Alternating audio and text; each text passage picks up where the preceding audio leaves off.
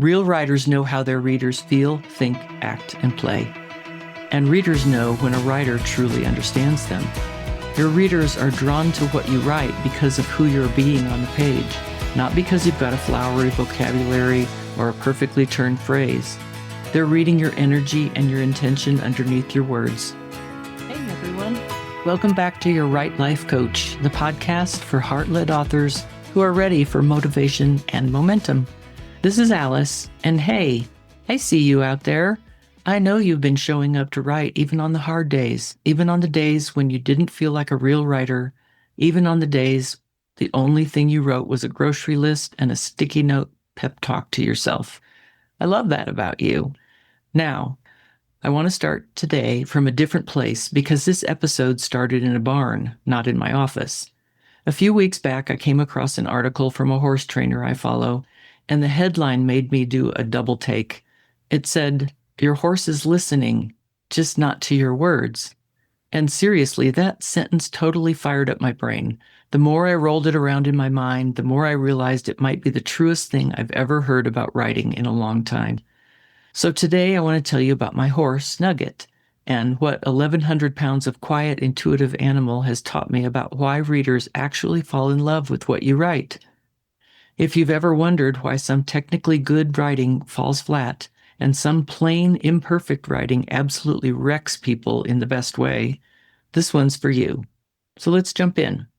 I board Nugget at a ranch not far from my home, alongside about 30 other horses, and if you ever want to feel a little silly, just spend an afternoon at a boarding barn.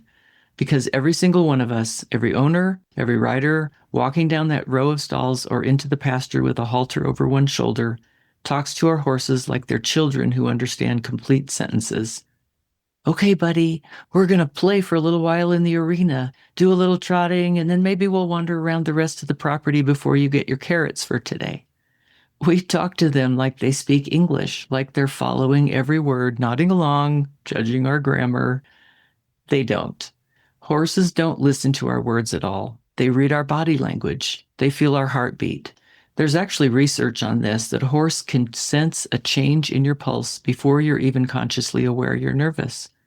They read our energy, our tension, the rhythm of our breath, the set of our shoulders, the grip in our hands. Nugget does this constantly. He anticipates what I'm about to ask him to do, sometimes before I've consciously decided to even ask it. There have been days where I swear that horse can read my mind, but he can't read my mind. He's actually reading my nervous system. He's not picking up on my words. He's picking up on my energy. And by the time I actually say the word trot, half the time he's already moving faster than a walk because he felt it coming in my hands, my seat, my shoulders, my heartbeat, long before I opened my mouth. I can say "good boy" in the sweetest voice I've got. I can say "slow down" in my calmest, most soothing tone. None of that matters to him if my body is saying something different underneath it. He doesn't listen to my words. He listens to who I'm being in that moment. If I'm tense, he gets tense. If I'm settled, he settles too. If I turn my head and my shoulders even slightly to the left, he turns left. He doesn't need the reins to tell him. My body already told him. The words are almost decoration at that point. They're for me, not for him. And that horse trainer I mentioned went on to say something I wrote down word for word because I knew I'd want to come back to it. Real horsemen know how horses feel, think, act, and play. And here's where this stopped being a horse story for me and became a writing story. Because I think that same sentence is true about you and your readers. Real writers know how their readers feel, think, act, and play. And readers know when a writer truly understands them. Your readers are drawn to what you write because of who you're being on the page, not because you've got a flowery vocabulary or a perfectly turned phrase. They're reading your energy and your intention underneath your words, the same way Nugget reads mine underneath "good boy." So here's what I want to unpack with you today in 3 parts. First, readers don't connect with information. They connect with experience. Here's what I mean. Compare these 2 sentences. "Forgiveness is difficult, period," versus "I sat in my car outside the hospital for 20 minutes, gripping the steering wheel, rehearsing what I wanted to say to the father who had abandoned me." The first sentence tells your reader something. The second one recruits their imagination. They picture the steering wheel under their hands. They feel that tightness in the chest. For a second, they're sitting in that car with you. One delivers an idea, the other creates a simulation. In fiction, this is what's known as show don't tell. There's some fascinating brain science behind why this happens, and I want to walk this part carefully so I don't overstate it. You may have heard the term mirror neurons. The short version, the way I understand it, is your brain is built to connect with other people. When you watch someone act or watch someone experience an emotion, some part of your brain partially mirrors that experience right back. That internal mirroring may be part of how you learn, how you understand, how you imitate, and how you empathize. Now, scientists are still debating exactly how much those particular neurons explain. Most researchers today see them as one piece of a much bigger network involved in empathy and social understanding, not the whole story by themselves. So I'm not going to stand here and tell you mirror neurons are the secret key that unlocks your manuscript, but here's the part that is well supported, mechanism aside. Our brains respond more deeply to a lived moment than to an abstract statement. We don't listen with our ears, friend. We listen with our brains and our hearts. That's part of why Jesus taught in parables instead of simply handing out propositions. He didn't just say, love your neighbor. He told a story about a man left bleeding on the side of the road. He didn't just say God welcomes people who turn back to him. He told a story about a father who saw his son a long way off and ran to him. The listener didn't just hear the truth. They lived inside it for a minute. And the story you've lived inside tends to stay with you longer than a sentence you simply agreed with. So, dear writer, wherever your manuscript currently summarizes an emotion, that's a place worth slowing down. Ask yourself, could I let my reader experience this instead of just understanding it? Second, concrete, specific detail is what gives your reader's brain something to actually hold on to.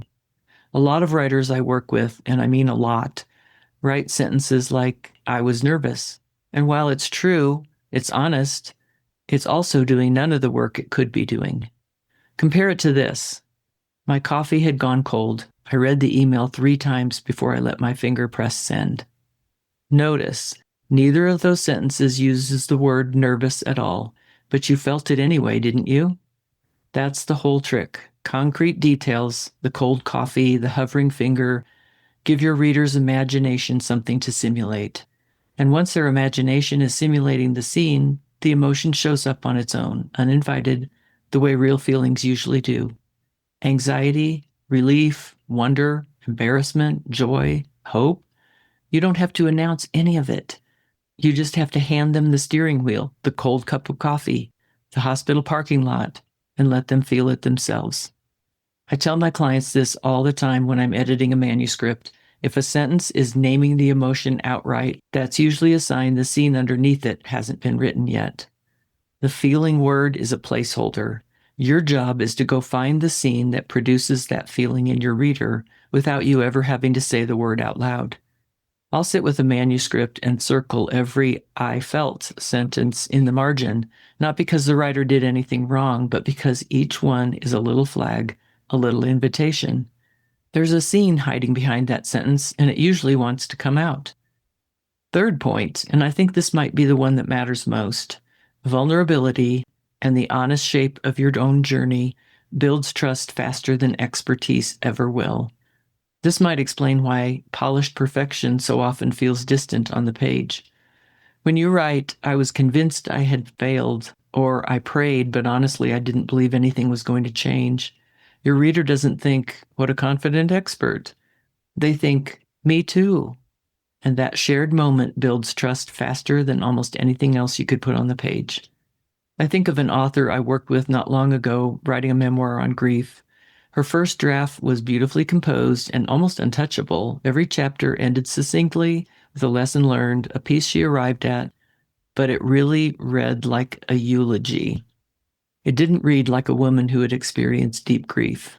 So I asked her to unpack some of the emotions she had had at the time. Could she add more scene, more sensory detail, and more of what it felt like to be present in those moments? She got quiet, and then she told me about a Wednesday afternoon, 8 months into her loss. when she sat on her closet floor because it was the only room in the house that didn't remind her of him. We put that Wednesday on the page.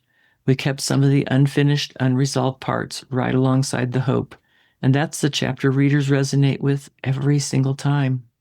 This is also why I tell every client I coach, even the ones writing practical nonfiction, the how-to books, the frameworks, the steps, include your own story. Not because stories are just interesting, but because stories let your reader walk the actual road with you, instead of just reading the postcard you mailed back from the destination. Here's what I mean. There's a real difference between saying set healthy boundaries and saying, when my friend called for the 4th time that week asking me to solve the same problem, I heard myself say, I love you, but I think this is one conversation you need to have with your mother. One of those teaches, the other one models, and we learn so much better from watching someone do the hard thing than from simply being told to do it. The same goes for your own transformation. Don't just hand your reader the conclusion, like God taught me to trust him. Show them what you believed before. Show them the struggle in real specific terms. Show them the turning point, the new perspective on the other side of it. Let them mentally walk down that road alongside you, step by uncertain step. Because here's the truth. Your readers rarely change because they understood your message. They change because for a few pages, they got to experience your story as if it were happening to them. So let's bring this back around to where we started, because all of this, the experience, the detail, the vulnerability, comes down to one thing, listening. And listening goes both ways. Your readers connect with you because they feel listened to, because somewhere in your pages they recognize their own ache, their own 3 a.m. thoughts, their own unfinished prayer. You listen to them long enough, deeply enough, to write the thing they needed someone to say. And in return, they will listen to you, not because your sentences are flawless, but because of who you were being while you wrote them.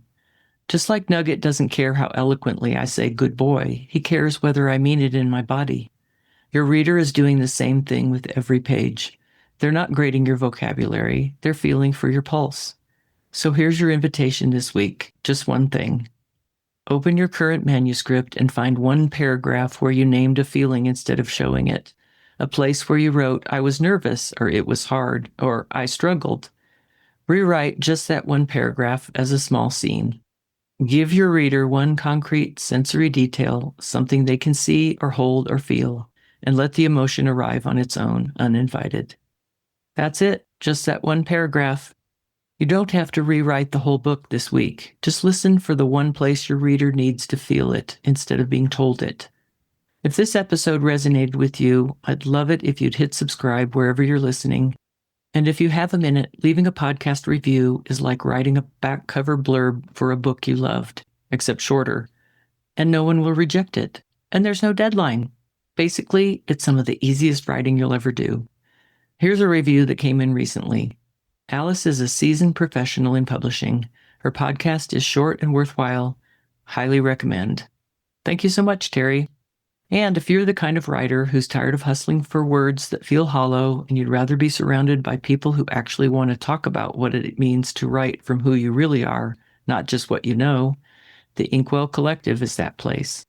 We have masterclasses and workshops every month and occasional Zoom writing sprints together. We talk about the real stuff, the stuff places, the breakthroughs. Come find us at alicekreider.com/Inkwell Collective. You can also find some free resources at alicekreider.com. And remember, you've got a story worth telling and a message to deliver. I'm so glad you're here, friend. I'll see you next time.